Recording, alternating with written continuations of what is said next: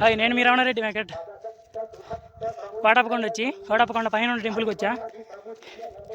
ఎక్కేసరికి సరిపోయింది, ఇంకా రాలేదు. మరి ఇక్కడికి వచ్చే పూజారి గారు ఎలా వస్తుండ్రో ఏందో. అమ్మ సరిపోయింది ఎక్కేసరికి. చూడదుగో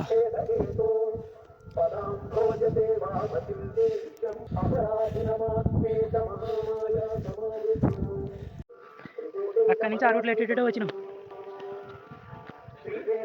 సెట్ చేసి పైకి వచ్చినాం. ఈ పైన ఎడ్జిలు అమ్మడి చూస్తుంటేనే భయం పిచ్చి లేస్తుంది. పొరపాటున స్లిప్ అయితే పరిస్థితి ఏంది అని. వీళ్ళు రోజు ఎలా ఎక్కుతుండ్రో ఏందో. ఆయన ఆడెక్కుతాను అంటే ఏం చేద్దాం, ఎక్కాలంటాడు ఆయన. పైన అసలు కింద రోడ్డు ఇటు నుంచి కూడా తీయడానికి ఎక్కేది. కాకపోతే అవి మెట్లు దారి, కోటప్పకొండ టెంపుల్కి వచ్చి మెట్లు దారి. ఈ దారికి మెట్లు ఏం లేవు, అటు దారి ఉంది. ఇటు ఏదో నార్మల్ కొండలోంచి ఎక్కేది ఒకటి ఉంది.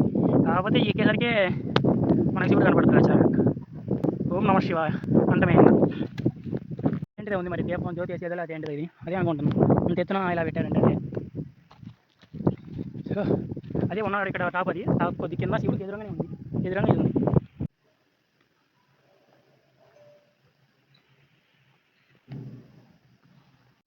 భోజనాలు కూడా పెడుతున్నారు ఆయన.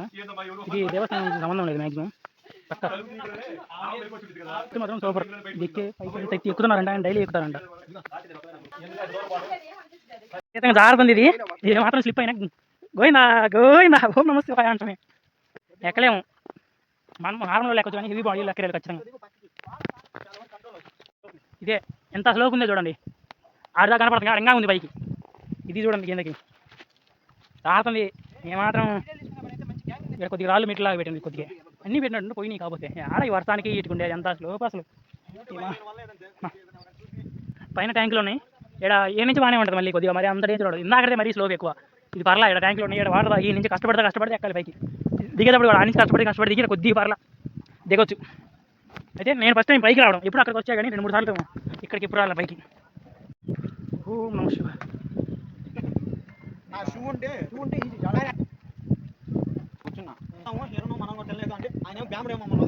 ఓం నమ శివాయ. వచ్చాను, పైన అయిపోయింది, కిందకు వచ్చాము.